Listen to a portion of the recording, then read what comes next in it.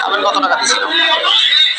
কাবিনটা এটা আপনার তাহলে আমার শুরুতেই বলতে হয় একটু বলেন, মানে শর্টকাট আর কি। সরকারি শুরুতে আমরা কিছু বুঝিয়ে এতটা তারা তারা যে কি আলাপ আলোচনা হয়েছে আচ্ছা এটা আমি জানি না জানাতে আমার আপনি কিন্তু দুর্নীতি যে ধরনের বাইরা আবার ওইটাও মানে আপনার শালি মনে হয়। হ্যাঁ আচ্ছা তখন প্রিয় পক্ষই আমার এই নগর করে উঠছে আচমকা।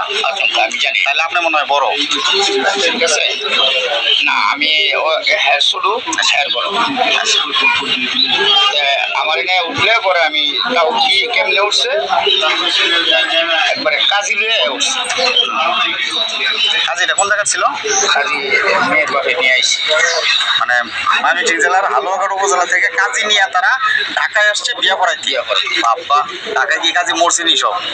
কোনো কাজে ছিল না। তখন আমি তাদের বললাম যে আমরা তোমরা যে এই কামটা করলা এখান থেকে তোমরা নিয়ে আইলা কাজী কুজি নিয়ে আইলা এটা তোমরা না বাইটা আমরা বাইরে আলাপ আলোচনা করে আইসি আচ্ছা ঠিক আছে এই করে ঠিক আছে হবে তাই কেমনি কি পরে আমি জানবার পাইলাম ছেলে তার বোনের নিয়ে আইসি মেয়েরে নিয়ে আসছে। মেয়েরে নিয়ে আসছে তখন আমি মেয়ের প্রশ্ন করলাম যে তুমি যে আমা আপনি যে এটা নিয়ে আসছেন এইভাবে আপনি কতটুকু জানেন আপনার মা বাবা জানে নাকি? বাবা মা জানে কিন্তু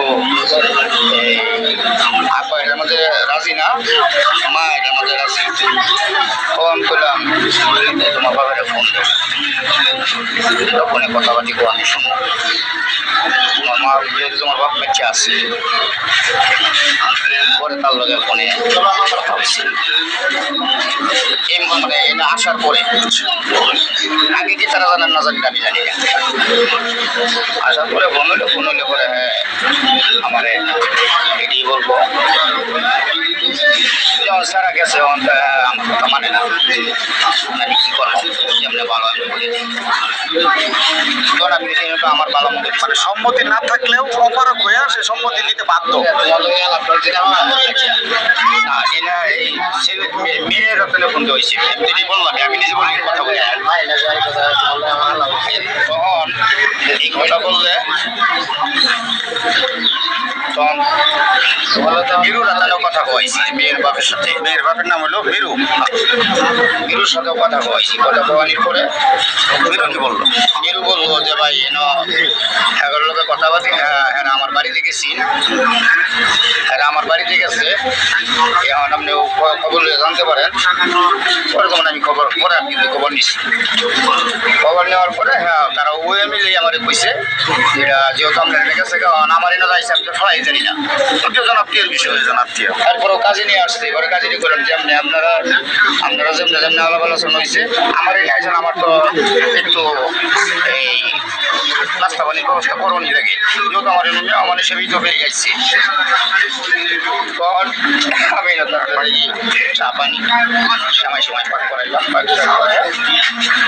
পরে তারা কাবিল সমুদ্র নিয়ে আলাপ আলোচনা তারা করছে তারা করলে পরে আমি বললাম মেয়ে আবার ওই যে আমার যে শাশুড়ি যে হের মেয়ে এটা আমাদের সম্মিলিত না 4 লাখ টাকা কাবিন দিব মেয়ের বাপের কথা হের মেয়ে এটা আমাদের সম্মিলিত না ও না খাল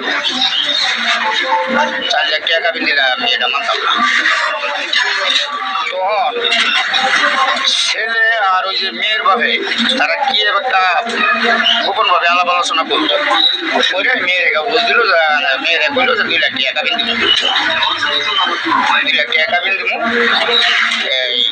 তুমি এটার মধ্যে কোনো কিছু কইস না তো হ্যাঁ শুধু কই পরে মেয়ে একটু চঞ্চল ভাবি মানে ই করতেছে হ্যালো আমি বেড়ে দেবো আমার কিছু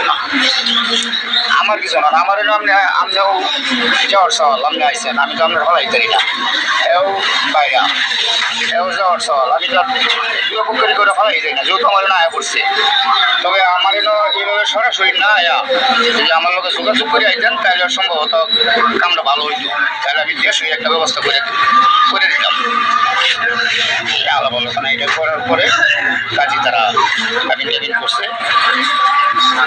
কাবিনটা এই যে আর আপনি এটাই আমি জানি যে 2 লাখ টাকা কাবিন দিব, 2 লাখ টাকা কাবিন দেবো, 20,000 টাকাও আসি, মানে এটা হলো তাদের আলাপ আলোচনা।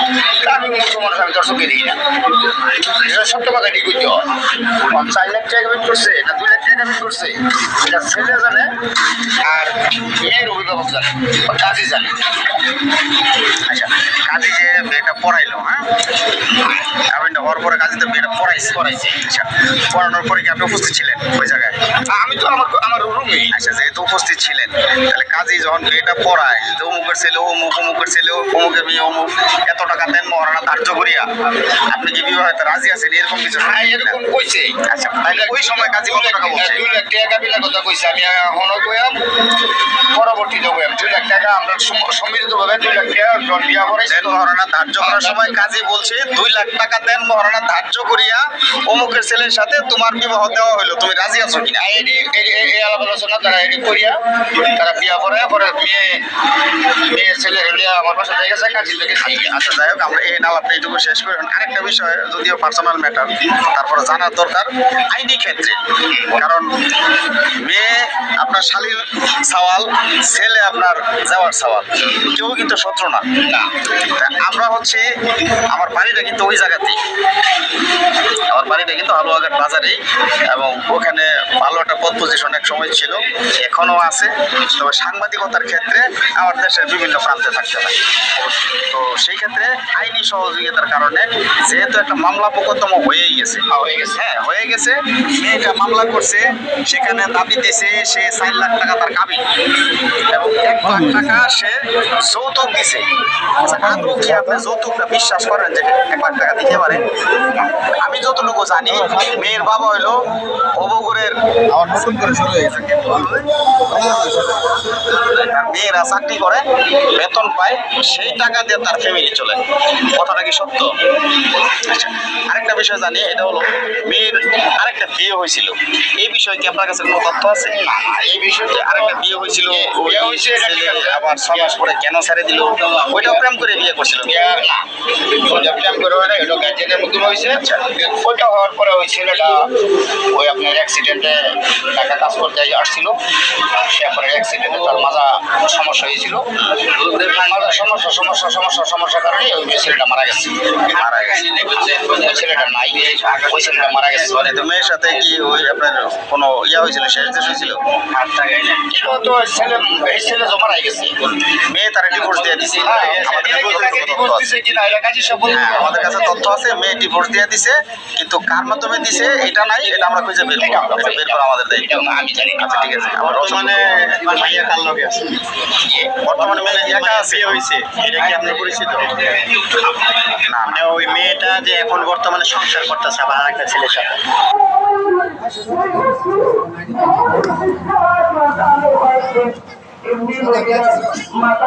মামা সিগারেট দেন তো, একদিকে সাহেব বলেছে সিগারেট দেন।